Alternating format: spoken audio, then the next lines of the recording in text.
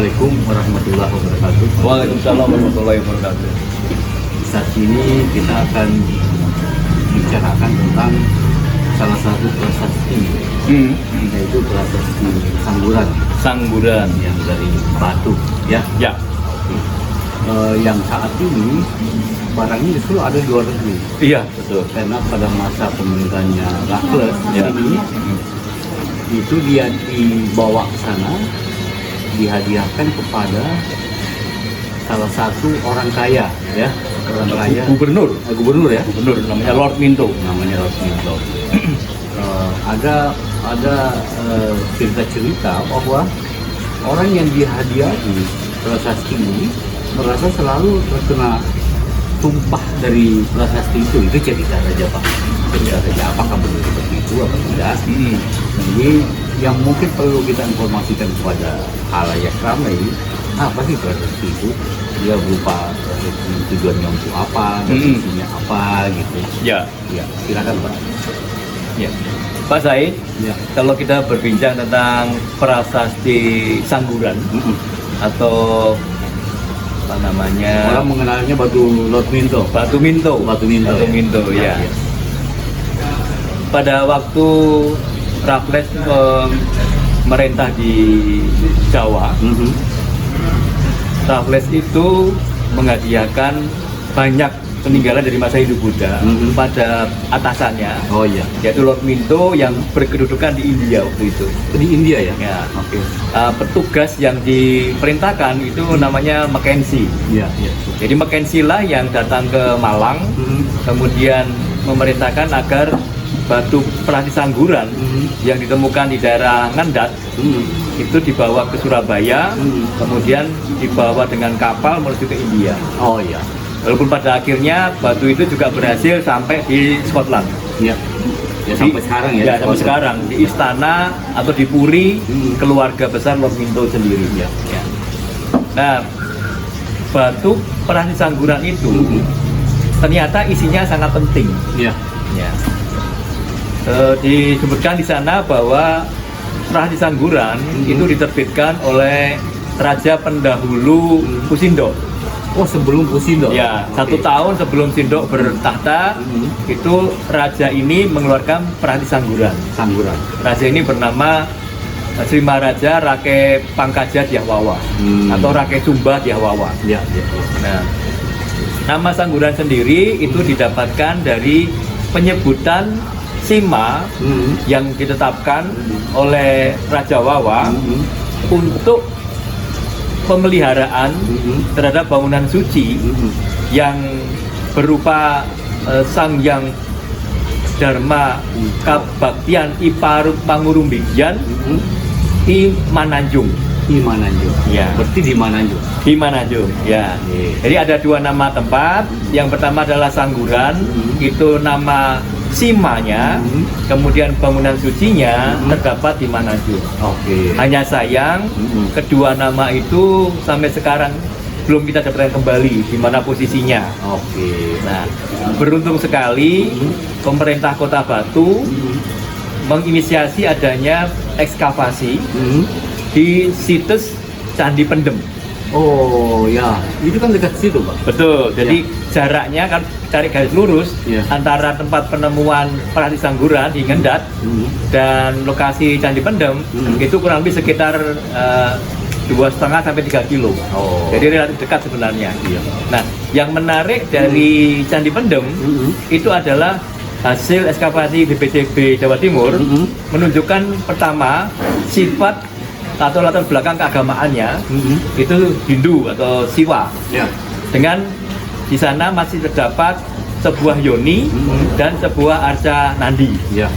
Kemudian dari struktur bangunan yang masih ada berupa struktur bata dengan ukuran yang memang relatif lebih tua dibanding masa Tumapel, ternyata mengarah kepada abad 10.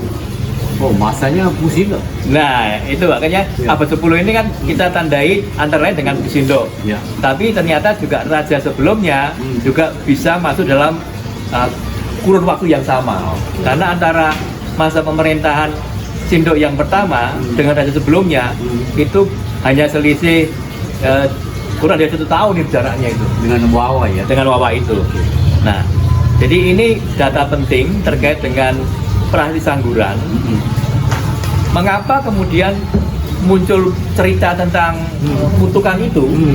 Karena memang pada bagian Prasasti Sangguran setelah adanya tanggal, kemudian sambanda terkait dengan alasan mengapa diterbitkan prasasti, dan juga ada pemberian pasak-pasak atau hadiah kepada siapapun yang hadir.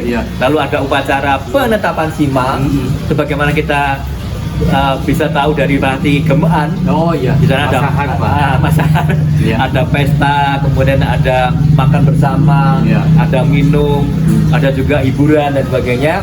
Tapi juga ada di situ bagian yang disebut sapata atau kutukan. Nah, jadi barang siapa tidak pandang bulu, kalau dia melanggar ketetapan dari prasasti penetapan sima Isangguran, maka dia akan mendapatkan petaka. Oh, itu tuh cerita. Nah, jadi petaka itu bisa macam-macam, termasuk Pak saya tahu ya, kalau dia pergi ke hutan, dia akan dimakan harimau. Kalau dia menyeberang ke sungai akan disantap oleh buaya. Atau kalau dia berjalan tempat terbuka akan disambar petir dan sebagainya.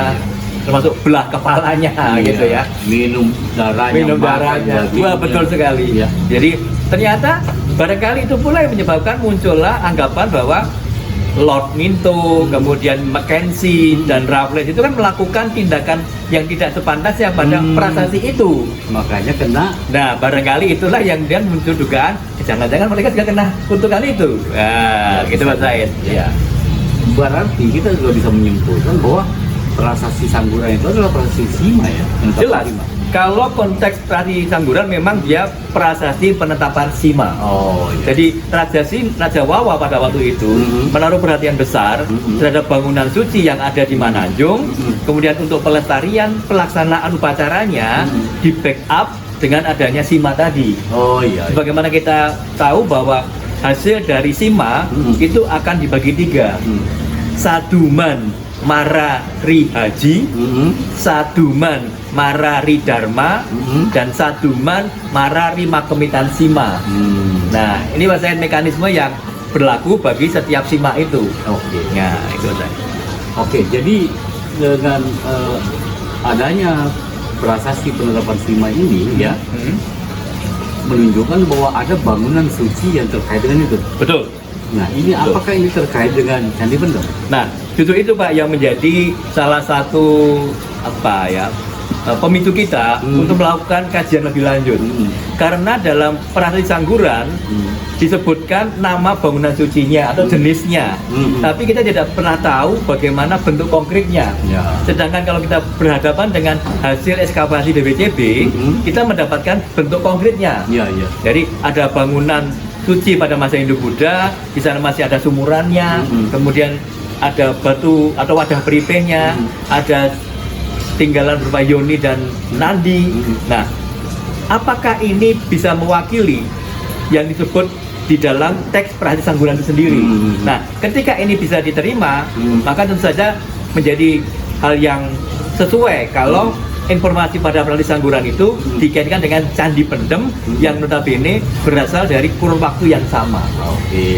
Nah, mungkin yang ingin saya tanyakan lagi adalah satu hal, bahwa apakah prasasti yang menyebutkan atau yang diperuntukkan untuk sima dan bangunan suci itu keberadaannya harus berdekatan dengan candinya atau berada di candinya, ataukah nggak mesti dekat? Wah, ini pertanyaannya berat jawab ini, susah ini ya. Baik, jadi gini Mas Said, dalam upacara, dalam penetapan sima, ternyata berdasarkan sejumlah prasasti yang terkait dengan sima, itu bisa didapatkan 3 kategori sima. Jadi sima yang pertama adalah sima yang berada dekat dengan bangunan sucinya. Nah, sima yang kedua itu adalah sima yang agak jauh dari bangunan sucinya. Namanya punpunan. Nah, kemudian sima yang sangat jauh dari bangunan sucinya. Namanya angsa. Nah, yang pertama apa? Yang dekat. Yang dekat kita nggak tahu namanya, tapi ini posisinya bahwa sima itu berada dekat dengan bangunan suci. Nah, Sedangkan yang agak jauh itu namanya angsa, yang pumpunan yang jauh namanya angsa. Gitu. Jadi kita tentu bisa mengambil lebih jauh keterangan pada prasasti-nya. Sima itu terhadap bangunan suci yang dimaksudkan posisinya bagaimana. Ketika ada keterangan sebagai pumpunan atau pinaka pumpunan, maka artinya jaraknya tidak terlalu jauh, tapi ada jarak. Ya. Jadi kalau kita bicara antara Pendem dan Ngendat, di mana prasasti ditemukan, ini jaraknya tidak dekat, tapi tidak terlalu jauh, ada sekitar 3 kilometeran. Itu bisa pun-punan atau angsa? Pun-punan. Oh, pun-punan. Karena kalau angsa itu jauh lebih jauh lagi. Oke. Ya gitu. Jadi dari pembicaraan kita menunjukkan bahwa tidak ada prasasti yang berada di bangunan sucinya sendiri. Ya, kalau prasasti berada langsung di halaman candinya, itu kasusnya adalah, contohnya ini ada satu contoh kasusnya ada Candi Panataran di Blitar. Namun prasasti itu dibuat lebih awal sebelum bangunan candinya itu ada. Oh iya. Jadi maksudnya adalah kalau di Blitar itu bangunan sucinya dibangun karena meneruskan kegiatan ritual di situ. Oke. Ya. Ini kenapa saya bertanya begitu, Pak? Karena kemarin kan kita sama-sama menemukan di Masahan Ya, bahwa prasastinya justru ada di tengah candi. tengah candi, itu pun Iya. dalam posisi lapisan tanah yang bongkaran. Iya, betul. Ya. Betul. Jadi ini yang perlu kita jelaskan kepada masyarakat bahwa prasasti Sangguran. Sima itu tidak harus berada di atas bangunan. Betul. Ya. Tepat sekali. Ya. Jadi kita kembali lagi, Pak, pada Sangguran tadi. Ya. Bahwa sampai saat ini masih berada di luar negeri, Iya. Scotland ya. Pada dasarnya si pemilik yaitu Lord Minto, keluarga Lord Minto, Ya. itu soalnya pengen sekali mengembalikan, Ya. pengen sekali mengembalikan itu, tapi ada permasalahan karena tidak ada nggak jalur diplomasi antara harus pengembaliannya harus negara ke negara. Gitu. Oh, G2G ya. Ya, harus gitu. Nah, ini masih ditelusuri oleh pemerintah bagaimana tindak lanjutnya. Oh iya. Ya. Ya. Padahal kita tahu bahwa prasasti Sangguran ini atau batu Minto ini itu sangat penting. Oh iya, betul. Sangat penting adanya, terutama untuk gaya batu. Ya. Ya, Betul gaya sekali. batu untuk menunjukkan apa saja nilai-nilai budaya yang berasal dari batu. Ya, betul. Ya. Ya. Jadi itu harapan masyarakat sebenarnya bagaimana itu bisa dikembalikan. Ya. Pada dasarnya si pemegang yang pemilik saat ini itu memang pengen berkeinginan untuk Mengembalikan. Ya, sudah berbagai cara sudah ditempuh, Ya. sudah ada lobby dan koordinasi, tapi syaratnya itu kan harus begitu. Betul. Ya, itu tadi. Dan kita tahu keluarga Lord Minto sekarang kan sudah tidak seberjaya dulu Betul. lagi. Iya. Ya. Beritanya begitu. Ya, seperti itu. Jadi itulah sekilas perbincangan kita tentang prasasti Sangguran Ya. atau yang dikenal sebagai Batu Minto. Ya. masyarakat umum ya. Ya. Mudah-mudahan apa yang kita sampaikan ini bisa diapresiasi masyarakat. Namun kalau ada kekeliruan ya apa yang kami ucapkan itu tetap bisa kita koreksi dan kita lengkapi. Tentunya lebih penting lagi adalah kita bagaimana mengusahakan agar prasasti ini bisa kembali ke tanah air sebagai warisan budaya bangsa ini. Terima kasih. Assalamualaikum warahmatullahi wabarakatuh. Waalaikumsalam warahmatullahi wabarakatuh.